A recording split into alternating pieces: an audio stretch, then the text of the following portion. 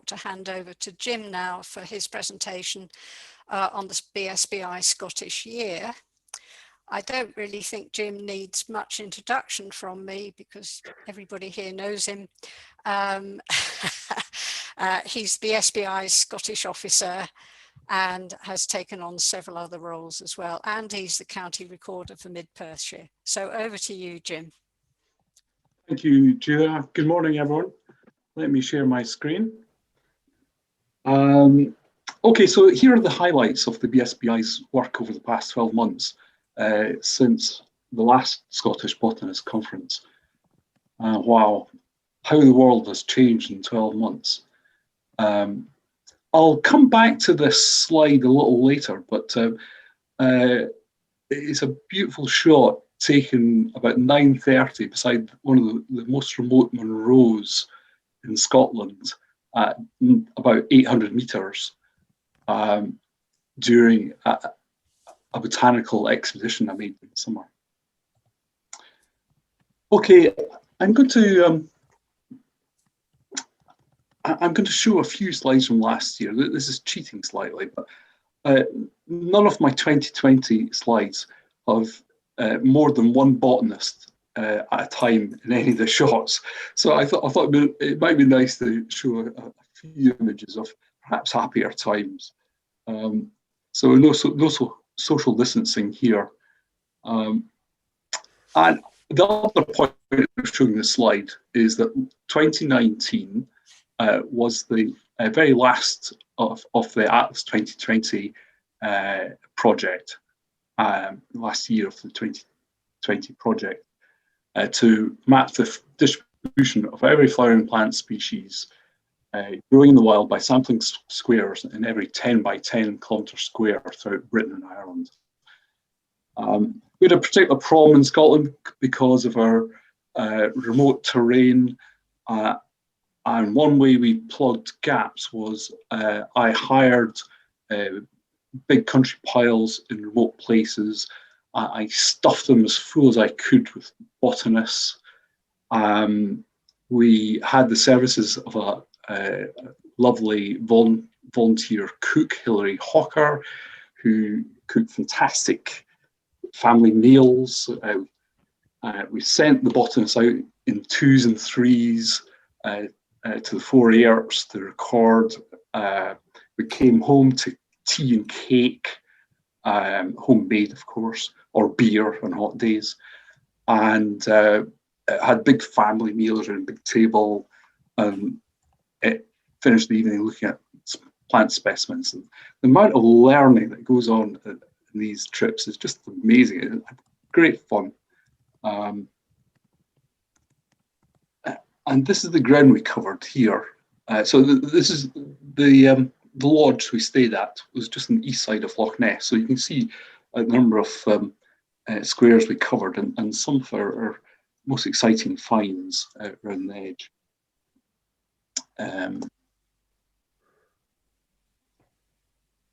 So I suppose another point of showing these slides from 2019 is to say, thank goodness, COVID-19 didn't actually affect us in 2019, or that would have been a real spanner in the works.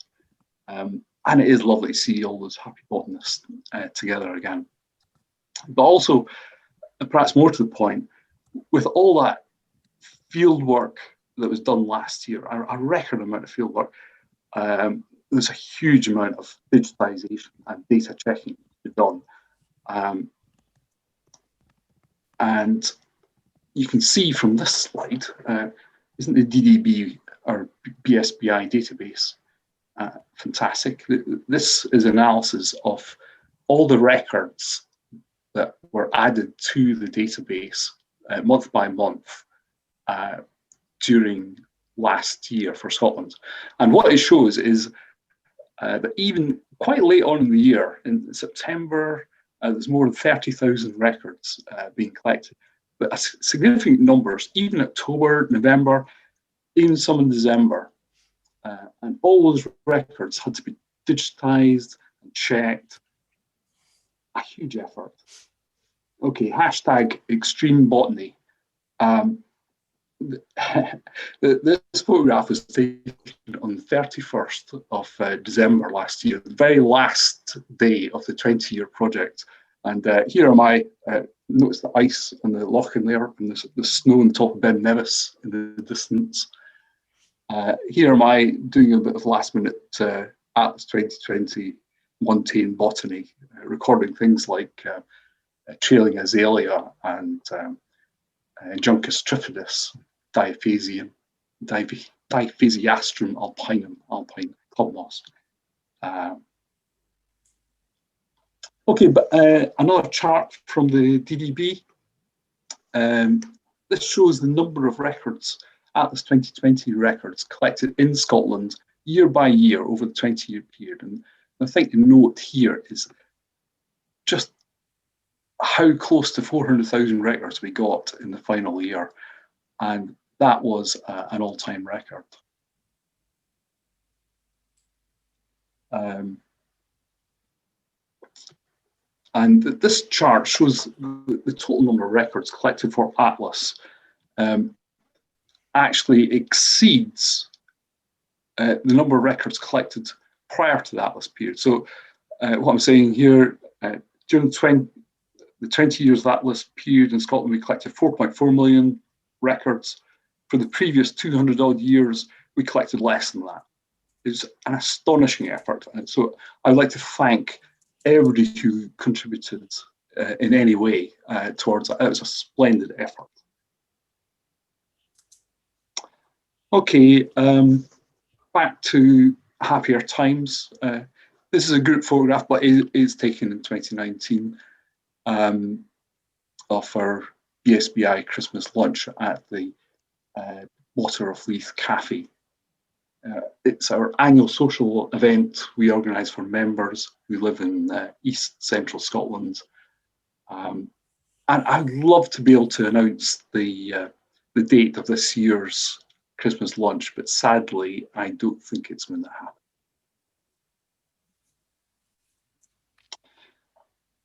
That was relatively quickly followed by our New Year plant hunt in Scotland. We collected over 1,000 records by 90 recorders. You can see the distribution of the records.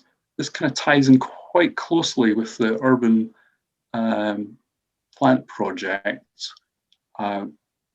The total number of species recorded in midwinter was 175, amazingly, still in flower.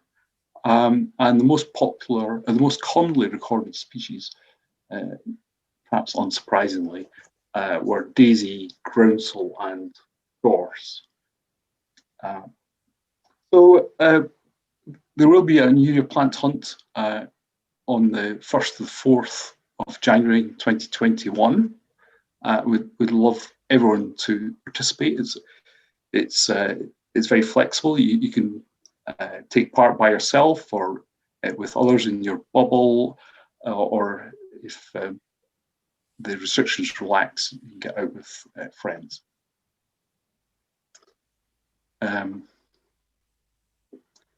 Okay, I noticed Dan Watson showing his holiday snaps yesterday, but here's one of my holiday snaps. This is me skiing in lovely Austria in early March, catching coronavirus, sadly.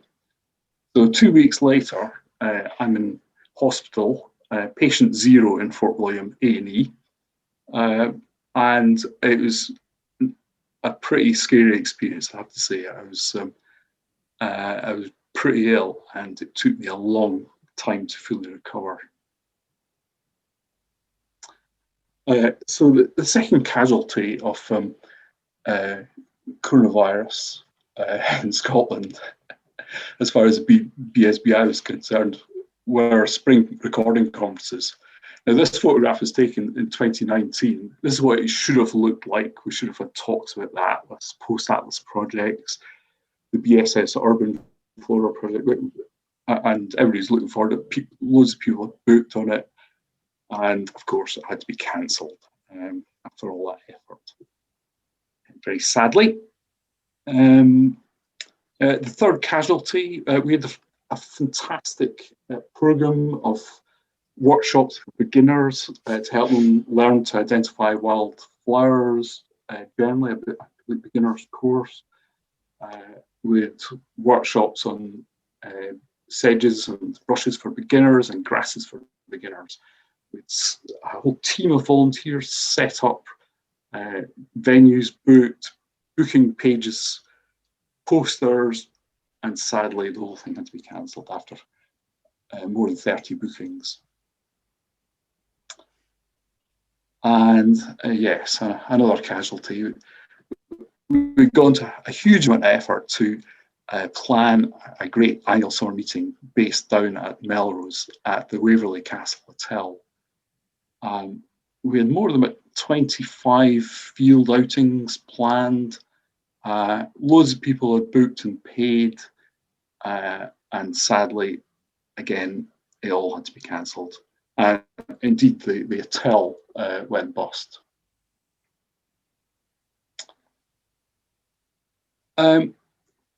So we quickly put our heads together and came up with a project that people could safely engage with even during lockdown.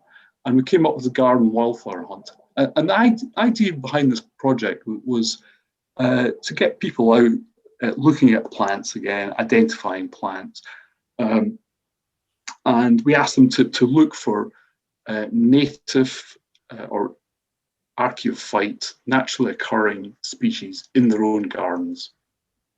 And we had more than 3,400 records sent in from Scotland. I think the 690 species, perhaps for the entire project across the British Isles, it is a remarkable number nevertheless. And it is amazing that there are 3 gardens with more than 170 native or naturally occurring species.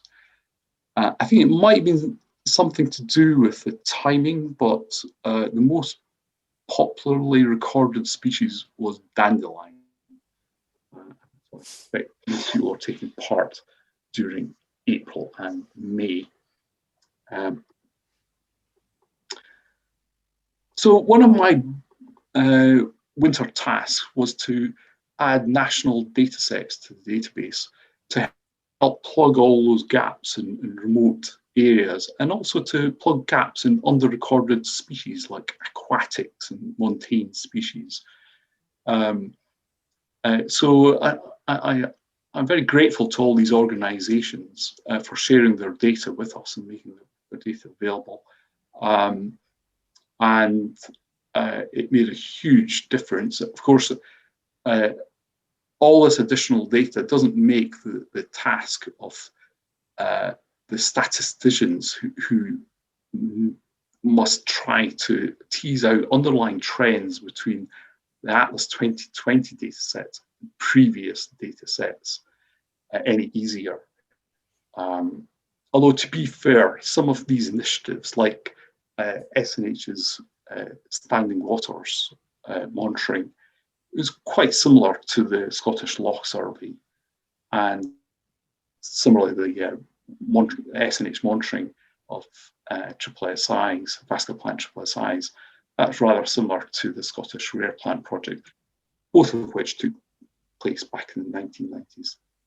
With some great contributions from local recording centres, and we're very grateful for the contribution from the BSS, from their Urban Flora project. That site condition monitoring project, I should mention, there's lots of people involved in that, possibly too many to name names, but Ian Strawn, Nick Stewart, Andy Amphlett, Alban Merritt, I mentioned. As far as the site condition monitoring vascular plant project, this is a really important initiative to capture all the data that SNH had collected during their site condition monitoring over the past 20 years.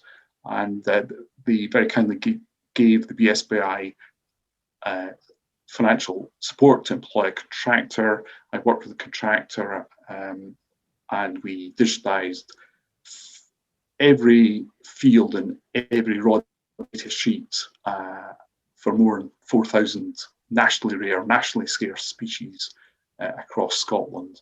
And all that data is now on the BSBI database.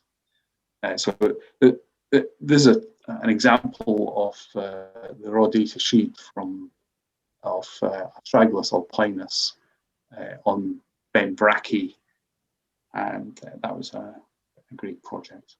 And I did actually manage to get out in the field a few times myself. I did a little bit of Marsh Saxifrage monitoring in the Pentlands.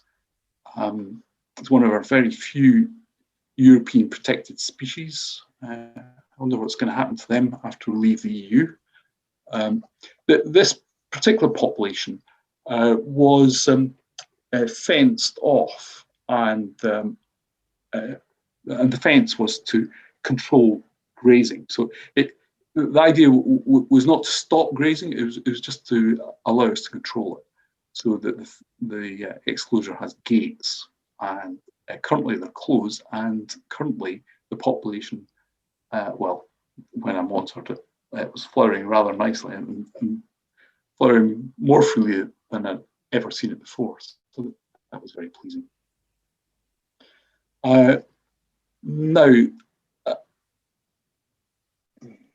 let me get my notes.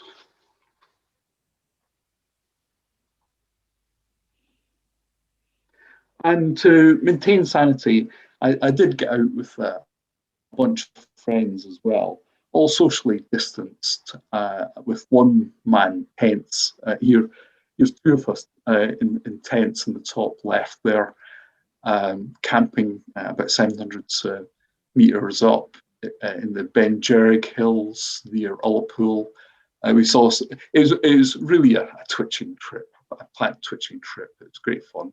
We saw some fantastic species. We saw two Norvegicas, Nathalium norvegicum, or is it Omalatheca?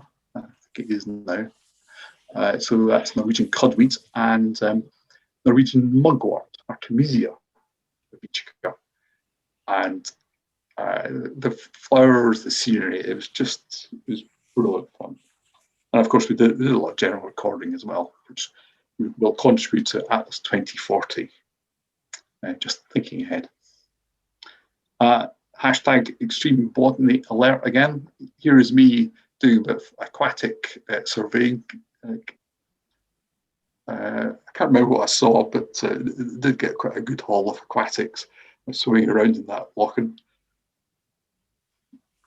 Okay, final slide.